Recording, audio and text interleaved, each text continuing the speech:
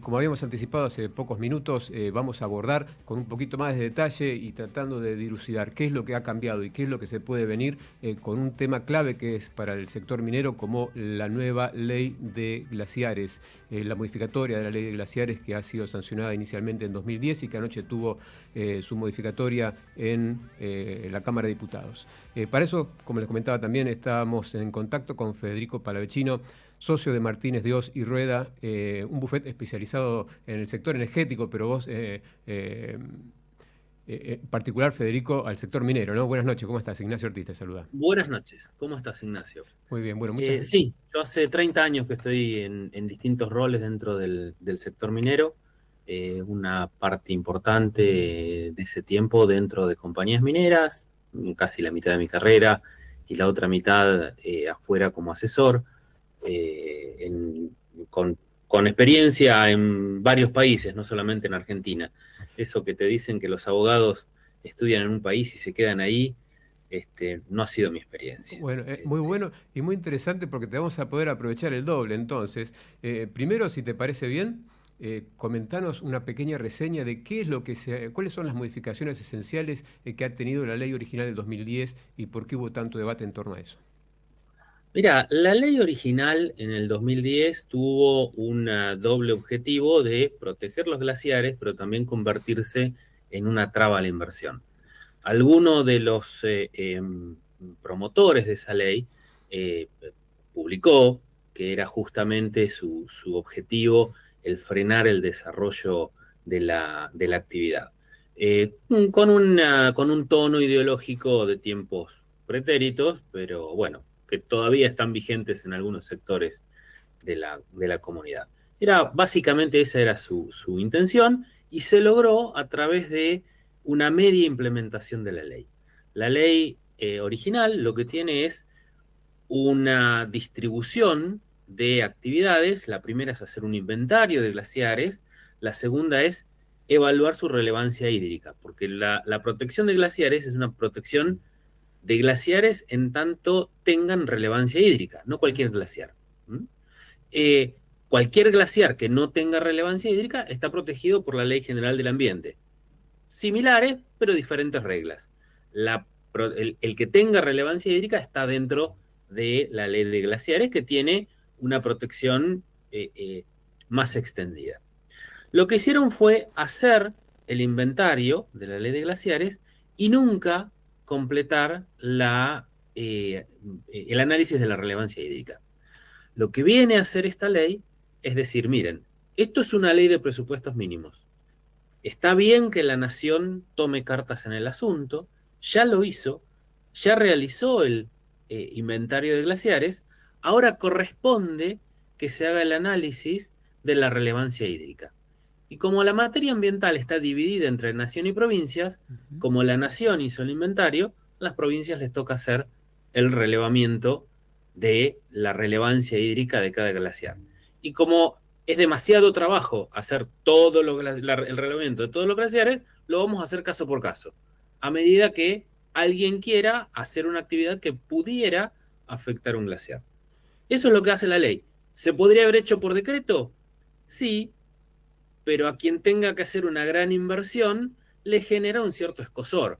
Ajá. Un decreto lo saca el gobierno de turno, no tiene la misma protección que es cambiar una ley. Sí. Eh, Y te hago una eh, consulta con ese punto que estás mencionando, ¿no? Esta descentralización de la decisión final y del estudio final que has detallado, que pasa ahora a las provincias, ¿esto es un aporte a la seguridad jurídica que estaban reclamando las empresas o es quizás también la apertura a una multiplicidad de interpretaciones que pueda tener una cuestión tan básica como la naturaleza, ¿no? En distintas provincias se pueden tener Mira, distintas interpretaciones quizás. hoy hay distintas interpretaciones en distintas provincias. Hay provincias que, para llamarlo de una manera sobresimplificando, promineras y antimineras. Ujú. Hay algunas provincias antimineras que han dicho, bueno, yo no quiero tener operaciones a cielo abierto, o yo no quiero tener operaciones con estos productos, y no quiero hablar del tema. Otras provincias lo que dijeron es, bueno, preséntenme los proyectos, voy a preguntar qué medidas se toman para evitar los problemas y lo voy a evaluar. Esas provincias fueron adelante con la minería, económicamente tuvieron un gran éxito. En mi experiencia, todos esos alarmismos que hubo, que estamos escuchando desde hace más de 20 años, diciendo se van a quedar sin agua, el agua es más importante que el oro y demás, no hubo ese problema. El gran problema del agua en la cordillera es la distribución. Son canales que no están adecuadamente aislados, entonces cuando se transfiere, se transporta el agua, sobre todo en las zonas agrícolas, viñedos, etcétera, pero no es un problema de quien se dedica a la actividad. Es la manera que se ha hecho históricamente. Hay mucha agua que se pierde. ¿Mm? Entonces, es perfectamente posible convivir con esa actividad. Lo hacen en Chile. Chile exporta 50.000 toneladas de cobre por año, un poco más el año pasado. Argentina, cero. O sea, hay una pequeña mina en Jujuy que lo hace, Sí. Es casi artesanal, diría, pero en la práctica es cero. Sí. Puntualmente, eso es muy interesante, ¿no? La Argentina tiene un portfolio muy grande de proyectos de cobre, varios de ellos de clase mundial. ¿Es real cuando se menciona que esta ley puede destrabar inversiones millonarias? Se habla que Sí, ese portfolio podría alcanzar 30.000 millones, eh, sí. qui- siendo moderados, ¿no? Porque cuando empieza a tener su desarrollo pueden ser las inversiones muy superiores. Hoy tenemos en vista Ahora, un solo proyecto que puede ser el- 18.000 millones, como Vicuña. exacto, hay un proyecto que está por ese nivel, pero, a ver, esa es la inversión. Mm, Eh, hay proyectos que tienen un price tag, un monto para invertir menor, pero tienen mejor yacimiento, o porque está más arriba, o porque tiene un metal más fácil de procesar, o lo tal que cual. sea. Y lo que importa es lo que no es solamente lo que trae en la inversión, pero hacer una inversión de 3.000 millones, de 5.000 millones o de 18.000 millones, cualquiera de esas te da vuelta a la provincia. Ujú. Sin duda. Porque o sea, obviamente la de 18.000 más, pero después lo que vos querés es que esté 30, 40, 70 años operando, dos, tres generaciones. Y eso realmente te cambia el lugar. Yo recuerdo cuando, digamos, finales de los 90, haber visitado una provincia en una calle peatonal eh, de 4 cuadras llena de locales vacíos. Había 2 locales abiertos por cuadra. La caminé porque no lo podía creer. Ujú. Los iba contando, lo conté varias veces, no lo podía creer. Años después he ido a esa peatonal, no hay lugar donde poner donde abrir un local, están todos llenos. Hay provincias que Este, tienen hasta el 70% de sus ingresos vinculado a las exportaciones mineras. Eh, es un impacto muy grande, como vos bien decís, en la economía local, en el empleo y en el movimiento de las pymes. Como para no, no aprovechar esta situación y no estar decidiendo algunas cuestiones desde Buenos Aires, ¿no? Cómodamente desde un estudio de radio, por ejemplo, hablando fácilmente de la minería en San Juan, en otras provincias, Córdoba, perdón, en Catamarca, Salta, donde vos quieras mencionar. Te hago una consulta vinculada a algo que surgió hoy, momentos después de la votación, que organizaciones ambientalistas rápidamente salieron a decir que iniciaban una campaña de judicialización masiva, con presentaciones masivas. ¿Qué aspectos, sin dar mucho argumento, ¿no? Pero qué aspectos considerás pueden ser objetados y cómo se termina esto? ¿Esto termina siempre en la Corte? ¿Cuáles son los fueros que intervienen en este tipo de supuestas denuncias o futuras denuncias?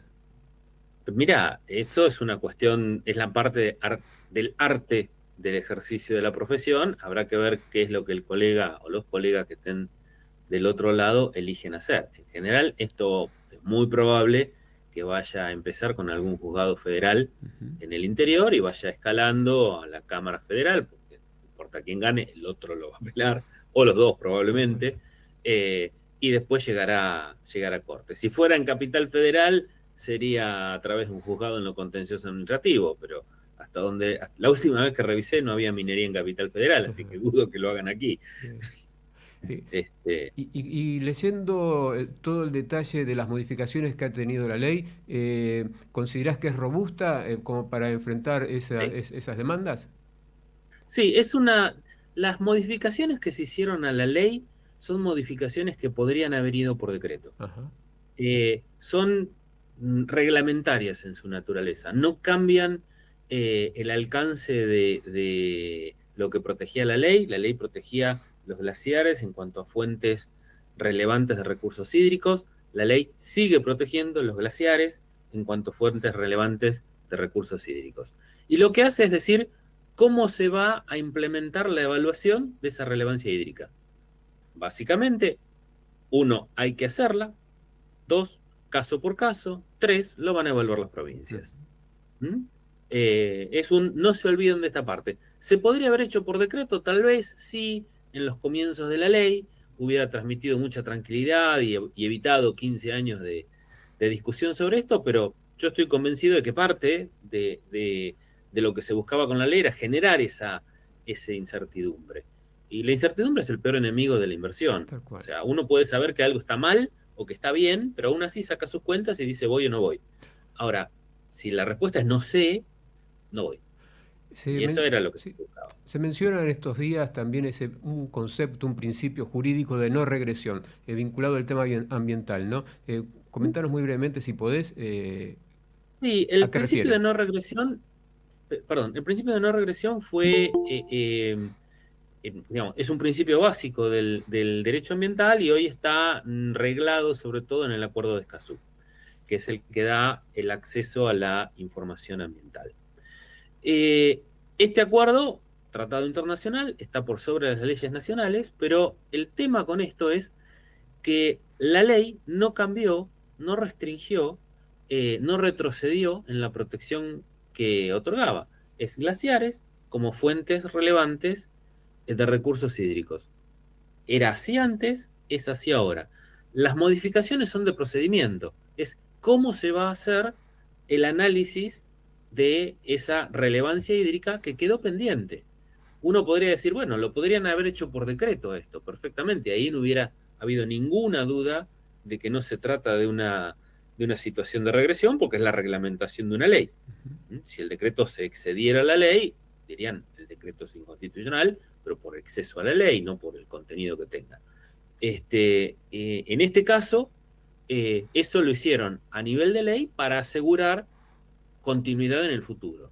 Creo que lo que se buscaba, no me consta, pero me parece lo lógico desde el punto de vista jurídico, era hacer una norma que no sea fácilmente modificable por algún gobierno futuro que quiera hacer algo.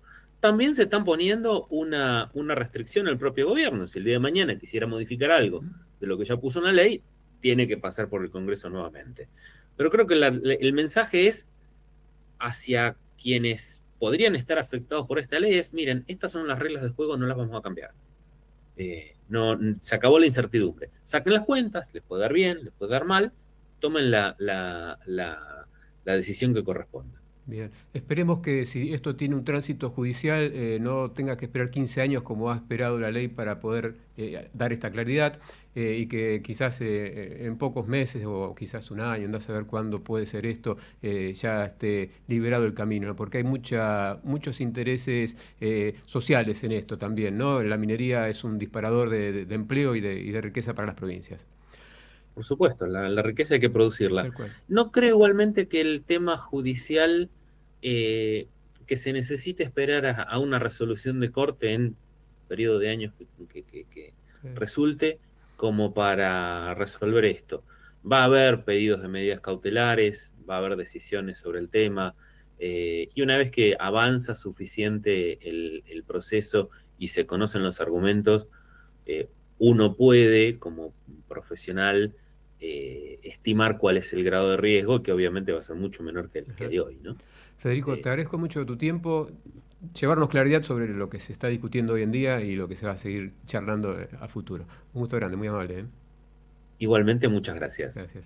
Era Federico Palavicino, socio de Martínez de Hoz y Rueda, especializado en minería, uno de los bufetes de abogados más consultados en el sector energético y minero.